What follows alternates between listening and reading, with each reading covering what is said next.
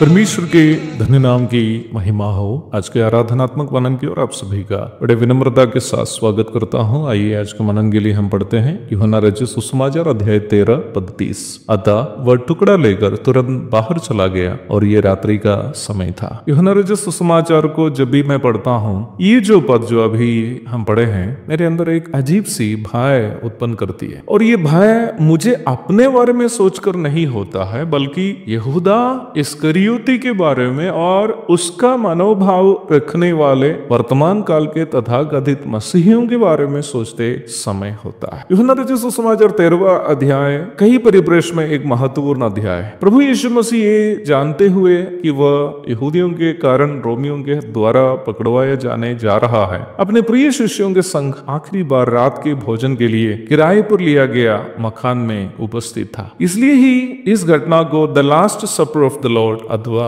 प्रभु का आखिरी रात्रि भोजन करके कहते हैं। यहूदियों की रीति के अनुसार घर का स्वामी या घर के स्वामी के द्वारा नियुक्त कोई गुलाम सभी मेहमानों के पांव धोना था। वहां ना ही घर का स्वामी था, ना ही कोई दास। इसलिए वो काम प्रभु स्वयं करते हुए शिष्यों को आखिरी बार पुनः याद दिलाया कि मसीह सेवकाई स्वयं नेता बनकर दूसरों को दास समझना नहीं है, बल्कि स्वयं को दास समझकर दूसरों को अपने से श्रेष्ठ समझना है। फिलिपी अध्याय 2 की 3 से 5 तक। यहूदियों के समय सारणी के अनुसार शाम 6 बजे से अगला दिन शुरू हो जाता है। जो घटना हम 13वां अध्याय में देखते हैं, ये फसह पर्व शुरू होने का दिन के कुछ ही पल पूर्व की घटना, अर्थात भोजन करने के पश्चात प्रभु प्रेरितों को फसह के शुभ अवसर पर अपनी मृत्यु एवं पुनरुत्थान तथा द्वितीय आगमन की याद दिलाने वाली रोटी तोड़ने की सेवकाई सौंपने जा रहा था। मेहमानों को मेजबानों के द्वारा रोटी का एक टुकड़ा देकर मेहमान के प्रति अपना प्रेम मेजबान दिखाने की रीति यहूदियों के बीच होती थी। निम्न रीति के अनुसार यीशु मसीह यहूदा इस्करियोती को रखी गई रोटी में से एक टुकड़ा देकर उसके प्रति अपना गहरा प्रेम एक बार पुनः उन्हें याद दिलाया। यूहन्ना 13 की 26। यहूदा के पास दो विकल्प थे। पहला, उस रोटी के टुकड़े खाकर पश्चाताप के साथ प्रभु से ये कहे कि मैं प्रभु आपको पकड़वाने के लिए यहूदियों से घूस खाया, लेकिन मुझे वो धन जो आपको धोखा देकर मैंने कमाया नहीं चाहिए, मुझे आपकी संगति ही चाहिए। आप मेरे पापों को क्षमा कीजिए प्रभु। यदि यहूदा इस प्रकार पश्चाताप के साथ प्रभु से विनती करता तो प्रभु उसके पापों को क्षमा करता और प्रभु भोज की सेवकाई में वो भी शामिल होता। लेकिन यहूदा ने ऐसे नहीं किया, क्योंकि उसके अंदर उद्धार का सही अनुभव नहीं था और वो शैतान के नियंत्रण में था। यूहन्ना 6 की 64 और 13 की 11 पढ़िएगा। पश्चाताप करने के लिए पवित्र आत्मा ही विश्वासी को प्रेरित करता है और पवित्र आत्मा उसके अंदर वास करता है जिसका उद्धार वास्तव में हुआ है। दुर्भाग्यपूर्ण बात यह थी कि यहूदा का उद्धार नहीं हुआ था और इसलिए ही वह पवित्र आत्मा के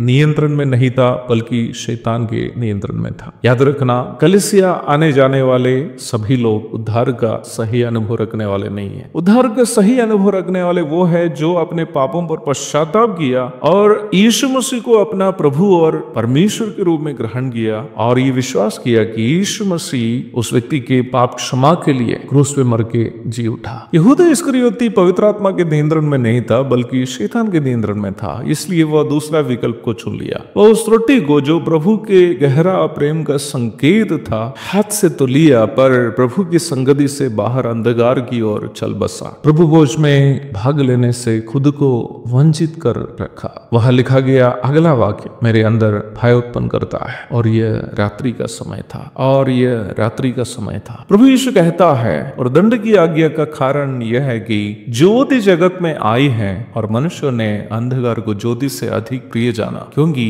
उनके काम बुरे थे। क्योंकि जो कोई बुराई करता है वह ज्योति से बैर रखता है और ज्योति के निकट नहीं आता, ऐसा ना हो कि उसके कामों पर दोष लगाया जाए। परंतु जो सत्य पर चलता है वह ज्योति के निकट आता है, ताकि उसके काम प्रकट हो कि वो परमेश्वर की ओर से किए गए हैं। यूहन्ना अध्याय 3 पद 19 से 21 तक। हाँ प्यारो, यहूदा पश्चाताप करना नहीं चाहा, प्रभु से मेल मिलाप करना नहीं चाहा, इसलिए वो अनंत ज्योति यीशु मसीह की संगति से बढ़कर अंधकार में रहना प्रिय जाना।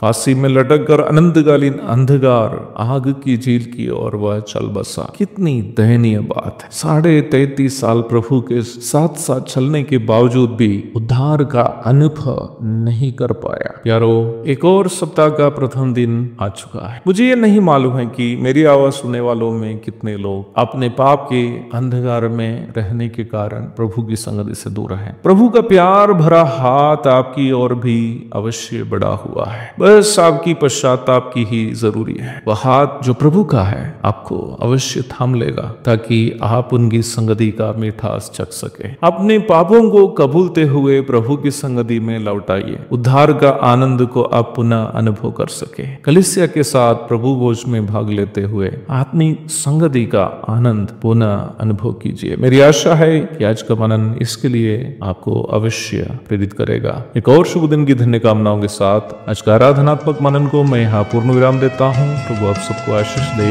आमीन। मरते हुए माफ करके गया जुल्म और सितम मेरे लिए तूने खाई सदा दुनिया की ठोकरें। मरते हुए माफ करके गया जुल्म और सितम मेरे लिए तूने खाई सदा दुनिया की ठोकरें। ये क्या किया तूने, क्यों ये किया, जान दे के तूने ये जीवन दिया। ये क्या किया तूने, क्यों ये किया, जान दे के तूने ये जीवन दिया।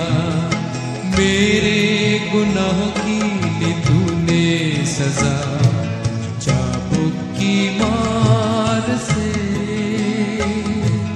कुछ ना दिया मैंने, कुछ ना दिया बदले में प्यार के, बदले में प्यार के, बदले में प्यार